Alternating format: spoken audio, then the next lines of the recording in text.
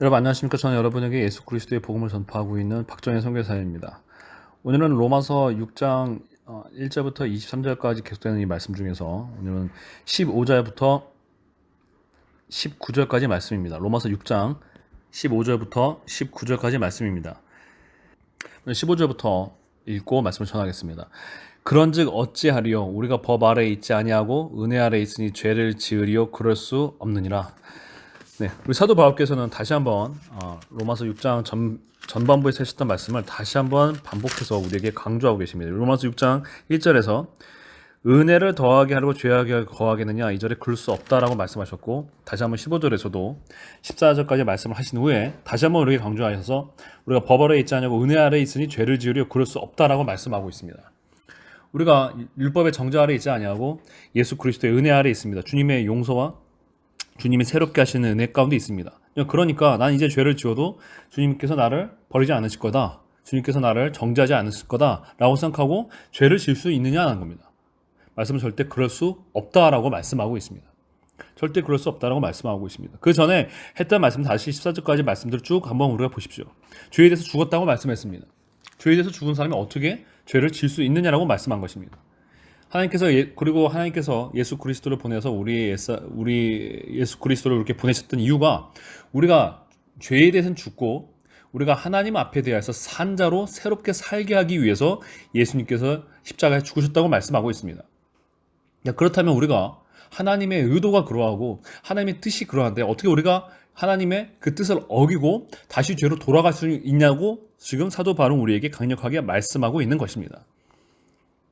도리어 13절을 보면, 다시 한번 전에 말씀했던 12절과 13절을 보면, 그러므로 너희는 죄가 너희 죽을 몸을 지배하지 못하게 하여 몸의 사욕에 순종하지 말고 또한 너희 지체를 불의의 무기로 죄에게 내주지 말고 오직 너희 자신을 죽은 자 가운데서 다시 살아난 자 같이 하나님께 드리며 너희 지체를 의의 무기로 하나님께 드리라 라고 말씀하였던 것입니다. 죄에 순종하지 말라는 겁니다. 몸의 정욕에 순종하지 말라는 겁니다. 우리의 육신을 죄에게 내주지 말고 하나님께 드리고 우리의 육신을 의의 무기로 하나님께 드리라라고 말씀하고 있는 것입니다. 하나님께 다스리도록, 하나님께서 우리를 다스리도록 하나님께 온전히 순종하라고 말씀하고 있는 것입니다. 그리고 이것이 성령께서 하시는 일인 것입니다. 우리가 우리를 온전히 하나님께 내어드릴 때에, 우리가 의의 종으로 예수 그리스도께 내어드릴 때에 예수님께서 하나님의 거룩하신 성령으로 우리를 다스리셔서 우리가 하나님의 종으로서 살 수 있게 하시는 것입니다. 여러분, 구원은 우리가 죄의 종에서 해방되어서 우리가 하나님의 종이 되는 것입니다. 진정한 자유는 하나님의 종이 되는 것입니다. 억지로 순종하고 싶지 않은 마음으로 순종하는 것이 아니라 자원하는 마음으로 하나님의 뜻에 순종하는 것입니다. 하나님의 의에 순종하는 것입니다. 만약에 우리가 억지로 하거나 하기 싫은 마음대로 한다면 그것은 하나님 앞에서 순종이 될 수도 없습니다. 왜냐하면 하나님은 우리의 마음의 중심을 보시는 하나님이시기 때문입니다. 예수께서 하신 십자가의 능력은 우리로 하여금 우리의 모든 죄의 것을 버리게 만드시고 우리의 모든 죄의 옛사람을 버리게 만드시고, 예수 그리스도의 십자가의 능력은 우리로 하여금 우리를 위해서 자기 몸을 버리신 거룩하신 하나님의 아들을 믿는 믿음으로 인도하시며 우리에게 자신의 아들을 내어주신 그 아버지의 뜻에 순종하게 하기에 충분하고도 남는 능력을 우리에게 발휘하는 것입니다. 십자가에 있는 하나님의 사랑을 알 때, 십자가에 있는 우리 예수 그리스도의 그 거룩하심을 알 때 우리의 영혼은 온전히 순종할 수 있게 되는 것입니다. 그리고 이것을 단순히 우리의 노력으로가 아니라 우리가 믿을 때에 예수께서 보내시는 새 마음과 새 영으로 말미암아 우리를 다시 새롭게 창조하심으로써 우리의 죽은 사람이 새롭게 예수 안에서 부활함으로 이렇게 십자가의 능력에 따라 사는 삶을 살 수 있게 하시는 것입니다. 그러므로 우리의 모든 진정한 신자의, 진정한 거듭난 자의 삶은 믿음으로 말미암아 하나님의 은혜 가운데서 역사하는 것입니다. 그래서 14절에 죄가 너희를 주장하지 못하리니 이는 너희가 법 아래에 있지 아니하고 은혜 아래에 있습니다. 사도 바울께서 말씀하시는 은혜는 단순히 죄의 용서만 말씀하시는 것이 아니라 변화의 은혜, 바로 이 거룩하게 하시는 은혜, 죄에서 해방시키고 우리를 의의 종이 되게 하시는 거듭남의 은혜까지 말씀하는 것입니다. 여기까지가 있어야 반드시 구원인 것입니다. 그 구원은 앞으로 우리가 더 구원이 가지고 있는 내용은 사도 바울께서 더 말씀하실 것입니다. 더 있습니다. 근데 반드시 이것이 들어가 있어야 된다는 것입니다. 그래서 전번 시간에도 말씀하셨던 것처럼 6장 7절에서도 우리가 의롭다 하심을 받았던 것도 죄에서부터 분리되어서 죄에서 벗어나서 의롭다 하심을 받은 것이지, 의롭다 하심 따로 죄에서 벗어나는 것 따로 있는 게 아니라는 것이죠. 자, 그래서 다시 한번 15절에서 우리가 은혜 아래에 있으니 죄를 짓는 건 있을 수가 없다는 것입니다. 진정 은혜 아래에 있다면 도리어 죄를 지을 수 없다라는 것입니다.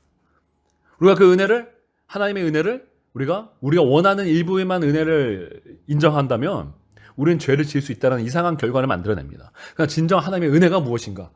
내가 만들어낸 정의가 아니라 하나님의 의도대로, 하나님의 뜻대로 진정한 은혜가 무엇인지를 우리가 깨닫게 된다면 우리가 하나님의 은혜를 받았다는 사람이 죄를 지을 수 없다는 것입니다.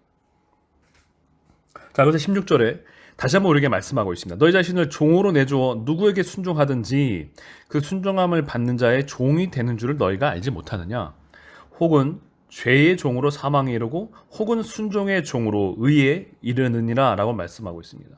이 중간에 있는 혹이라는 말은 어떤 이라는 얘기죠. 서번이라는 얘기겠죠.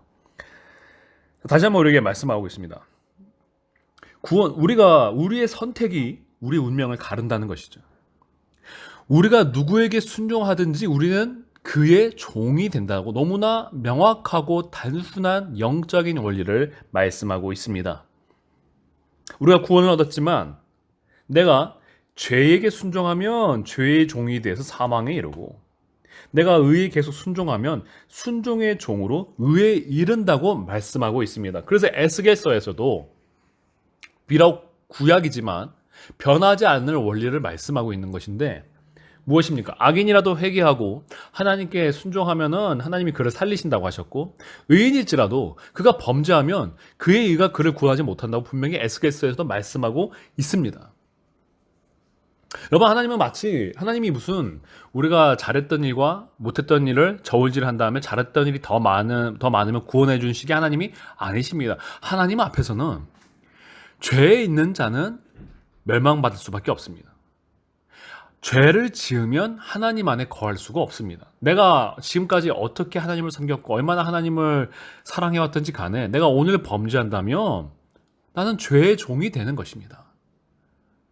유다가 아무리 예수 그리스도를 3년 동안 따랐다고 해서 그가 죄를 범했을 때 그는 결국에는 사단에게 넘겨진 바 되지 않았습니까? 사도 베드로도 그가 그렇게 예수님을 순전히 섬기다가 예수님을 부인했을 때에 순간적이나마 넘어지지 않았습니까? 그러나 주님께서 그를 돌이키게 하셔서 그가 다시 예수 그리스도의 은혜 가운데 들어왔다는 것이지, 그가 예수님을 부인하는 죄를 범하고도 계속 살았다면, 회개하지 않았다면 그가 어떻게 구원을 얻을 수 있겠습니까? 절대 불가능한 것입니다. 그런데 지금 현대 교회는 예수님의 뜻대로 쭉 살다가 그 죄를 지어도 하나님께서 용서해 주신다. 예수님께서 십자가는 여러분의 과거의 죄, 현재의 죄, 미래의 죄까지 다 용서한 거기 때문에 여러분이 지금 예수님을 믿고 나서 짓는 모든 앞으로 지을 죄도 이미 주님은 용서하셨기 때문에 무슨 죄를 지어도 주님은 구원하실 테니까는 그거는 변하지 않으니까 걱정하지 마라. 구원할 때 상급만 변할 뿐이다 라고 말합니다. 그러나 결코 그것은 진리가 아닙니다. 지금 오늘 말씀에 분명히 명확하게 말씀하고 있습니다. 죄를 지으면 죄의 종이 되어서 사망에 이르고 주님께 순종하면 순종의 종으로 의에 이른다고 말씀하고 있습니다. 우리가 지금 복음에 순종하여서 예수님의 십자가와 부활의 복음에 순종하여서 의의 종이 되는 것입니다. 믿음은 순종인 것입니다. 순종 없는 믿음, 행함 없는 믿음은 죽은 것입니다. 사도 바울은 절대 순종과 믿음을 분리시켜서 말씀한 것이 아닙니다. 사도 바울께서 배격하시는 것은 율법의 행위입니다. 우리 스스로 잘났다고 생각하는 노력의 행위를 부정하는 것이지 믿음 자체는 반드시 순종이 내포되게 되어 있습니다. 그래서 처음에 로마서 1장에서도 우리가 너희로 하여금 믿어서 이방인으로 하여금 믿어서 순종하게 한다고 말씀했습니다. 믿음과 순종은 분리될 수가 없는 것입니다. 사랑으로 역사하는 믿음입니다. 우리가 예수 그리스도에게 순종함으로써 회개하고 예수님께 믿고 예수님을 따라가기로 결단하고 우리가 마음의 행동을 시작하면서부터 순종이 시작되고, 이로 말미암아 주님의 은혜가 값없이 우리에게 이루어져서 우리의 노력이 아니라 우리의 믿음의 순종을 통하여서 주님의 은혜로 우리가 의롭다 하심을 얻고 주님의 거듭나신 은혜를 받습니다. 반대로 우리가 죄를 범하면 다시 죄의 종으로 돌아간다고 이렇게 명확하게 말씀하고 있는 것입니다. 어느 누구든지 죄에 순종하면 사망에 이른다고 말씀하고 있는 것입니다. 그래서 다시 한번 6장 22절과 23절에서도 명확하게 말씀하고 있지 않습니까? 죄의 삭은 사망이요, 하나님의 은사는 그리스도 예수 우리 주 안에 있는 영생이라고 말씀하고 있습니다. 죄를 범하면 사망이 있다는 것입니다. 그러나 내가 그 죄에서 돌이켜서 예수 그리스도 안에 있으면 하나님의 영생이 있다는 것입니다. 생명이 있다는 것입니다. 여러분, 그래서 우리에게는 늘 사망과 생명의 길이 열려 있는 것입니다. 이제 우리는 과거의 우리의 죄에서 돌이켜서 예수님의 생명의 길 안에 있습니다. 그러면 우리는 더욱더 이 생명의 길 안에 머물러야 됩니다. 주님께서 우리를 구원하셨으니까 죄를 지어도 된다? 이건 말도 안 되는 것입니다. 죽음과 생명은 함께 할 수 없습니다. 거룩함과 더러움은 함께 할 수가 없습니다. 빛과 어둠은 동시에 있을 수가 없습니다. 그건 하나님에겐 불가능한 것이고 하나님은 절대 그렇게 하지 않으십니다. 하나님은 거룩하신 의로우신 하나님이시기 때문입니다. 그래서 17절에 하나님께 감사하리로다. 너희가 본래 죄의 종이더니 너에게 전하여 준 바 교훈의 보는 마음으로 뭐 했다고 말씀하고 있습니까? 순종하여 죄로부터 해방되어 의에게 종이 되었다고 말씀하고 있습니다. 마음으로 순종하는 것이 믿음입니다. 너에게 전하여 준 바 교훈의 본이라는 것은 결국 복음의 진리, 십자가의 도를 말하는 것입니다. 복음을 말하는 것입니다. 예수 그리스도의 복음의 도를 말하는 것입니다. 이것을 마음으로 순종하여서 은혜로 말미암아 죄로부터 해방되어 의에게 종이 되었다는 것입니다. 그냥 우리가 다시 죄로 돌아간다면 죄의 종이 되는 것이고 그 죄는 훨씬 더 큰 것이라고 히브리서에서도 경고하고 있고 유다서나 베드로 전후서에서도 다 경고하고 있습니다. 여러분, 예수님께서는 우리의 과거 죄를 용서하신 것이지 앞으로도 너 지을 죄를 지을 것이지 내가 그것도 용서해 줄게 이런 식으로 하신 적이 없습니다. 주님의 십자가는 오늘까지 지은 내 죄를 용서하시고 앞으로는 예수 그리스도의 부활로 말미암아 새 생명으로 살라고 명령하시는 것이지 너 앞으로 죄 지어도 돼 내가 그것도 용서해 줄게 라고 하신 적이 없어요. 절대 그러신 적이 없습니다. 주님께서 가늠한 여인을 붙잡아 왔을 때도 뭐라고 하셨어요? 다시 앞으로 죄를 짓지 말라고 하셨어요. 주님의 용서는 지금까지 과거부터 지금까지의 죄를 용서하시는 것이고 앞으로의 우리는 이제는 다시는 죄를 짓지 말라고 명령하시고 다시 죄를 짓지 않을 수 있는 은혜를 우리에게 성령을 통해서 주신 것입니다. 이것이 주님의 뜻이에요. 근데 어떻게 예수님의 십자가를 이용해서 앞으로도 죄를 짓겠다라는 안도감을 가지십니까? 그게 말이 되는 것입니까? 어떻게 우리 주 예수 그리스도의 십자가로 앞으로도 하나님을 괴롭히고 하나님의 명예를 더럽히고 하나님에게 대적하는 짓을 계속 할 생각을 하는 것입니까? 어떻게 그것이 가능한 것입니까? 어떻게 하나님의 은혜를 그렇게 내가 싸구려로 이용해버릴 생각을 하는 것입니까? 절대 불가능합니다. 여러분이 그런 의도를 가지고 있다고 해서 하나님이 거의 이용당해 주지를 않습니다. 하나님의 진리는 변하지 않기 때문입니다. 하나님의 뜻은 우리의 거룩함입니다. 하나님께서 분명히 말씀하셨습니다. 내가 거룩하니 너희도 거룩하라고 명령하셨습니다. 이 일을 이루기 위해서 예수께서 오셨습니다. 근데 우리가 주님의 십자가를 알고 죄를 범하겠다는 것은 하나님이 자기 아들을 버리시면서까지 우리를 거룩하게 하시려는 하나님의 거룩하신 사랑을 저버리는 것입니다. 그 죄는 훨씬 더 큰 것입니다. 그리고 그것이 지금 현대 기독교인들이 해오던 짓이고 저도 했던 짓이고 여러분들도 하고 있는 짓입니다. 여러분 더 이상 하나님을 조롱하지 마십시오. 하나님을 더 이상 멸시하지 마십시오. 하나님은 사랑의 하나님이시지만 거룩하신 하나님이십니다. 그 거룩함에 인도하시려고 우리를 십자가에서 그 아들을 죽이시기까지 우리를 용서하시고 우리에게 기회를 주신 것이 하나님의 거룩하신 사랑입니다. 자, 그래서 우리는 진정으로 예수 그리스도를 믿는다면 18절에 말씀하는 것처럼 죄로부터 해방되어 의에게 종이 됩니다. 이것이 거듭나는 것이라고 계속 말씀을 드렸습니다. 내 안에 하나님의 마음이 나를 강권하기 시작합니다. 그리스도의 십자가의 사랑이, 그리스도의 거룩하심이, 하나님의 의로우심이 나를 강권하기 시작합니다. 그 전에는 정의에도 관심이 없습니다. 그 전에는 정의에 관심이 있다 한들 그것은 인간의 정의에만 관심이 있습니다. 그러나 성령께서 오실 때 드디어 하나님의 거룩하심과 정의와 공의를 깨닫게 됩니다. 하나님을 경외하는 것이 모든 정의의 시작이라는 걸 알게 됩니다. 깨달을 머리로 깨달을 뿐만 아니라 하나님의 의로우신 빛이 내 영혼을 비추고 내 영혼을 인도하기 시작합니다. 이것은 말로 다 설명할 수 없습니다. 체험되어져야 되는 것입니다. 그래서 그 십자가의 사랑이, 십자가의 그 거룩하심이, 아버지 하나님의 그 거룩하심이, 부활하신 예수 그리스도의 영광의 의로우신 영광이 내 영혼을 강권하기 시작합니다. 나는 억지로가 아니라 기쁨으로 말미암아 주님의 그 놀라우신 사랑과 그 주님의 놀라우신 진리와 거룩하심에 내 영혼이 강권되어서 매료되어서 주님의 종이 되는 것입니다.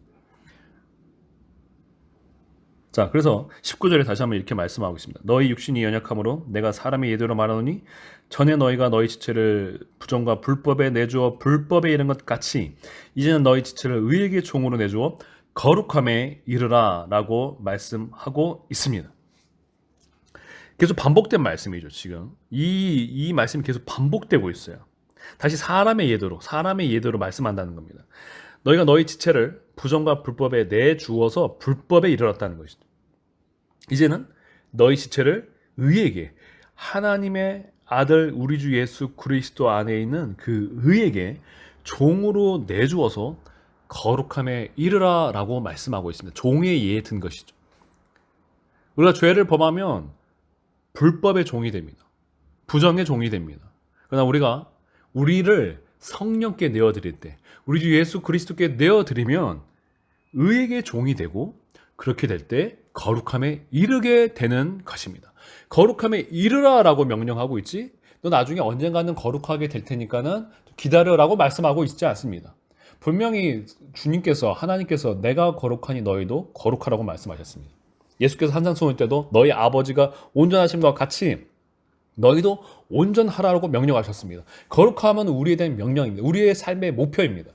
그것이 하나님의 부르심입니다. 우리를 향한 하나님의 부르심은 의와 거룩함인 것입니다. 하나님께서 심지어 구약에서 아직 복음이 드러나지 않은 구약의 가장 초기인 아브라함에게도 내가 너를 이거 아브라함에게 뭐라고 말씀하셨습니까? 공도를 이루기 위해서 너를 불렀다고 말씀하셨습니다.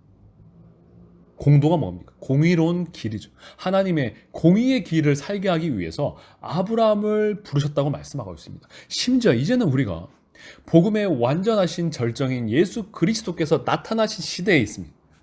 예수께서 이미 우리 땅에 오셨고 부활하셔서 성령을 주신 이 복음의 시대에 살고 있습니다. 더더욱 우리를 향한 하나님의 거룩함의 부르심은 더욱더 분명하고 완전한 것이고, 그것은 우리 앞에 너무 명확하게 계시되어 있는 것입니다. 우리는 거룩해야 됩니다.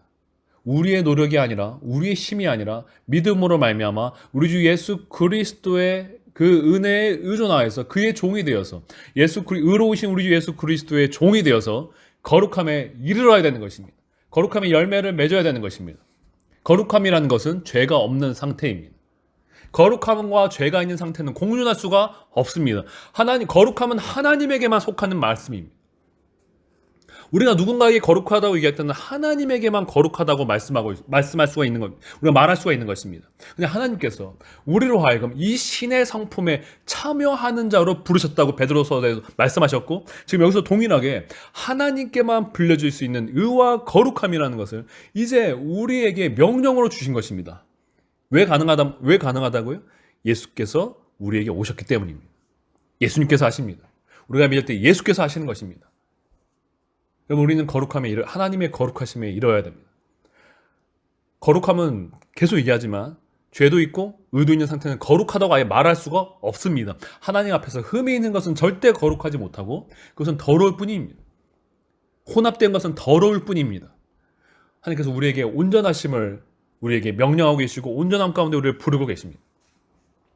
사랑하는 여러분, 우리가 죄와 의가 공존하고 있는 것이 가능한 것처럼 말하는 이 현대교회의 모든 이단적인 가르침에서 여러분 회개하시고 벗어나시고 그러한 상태를 원했던 우리 안에 있는 그 적당한 거룩함을 원하고, 그건 거룩함이 아니라 가짜 거룩함입니다.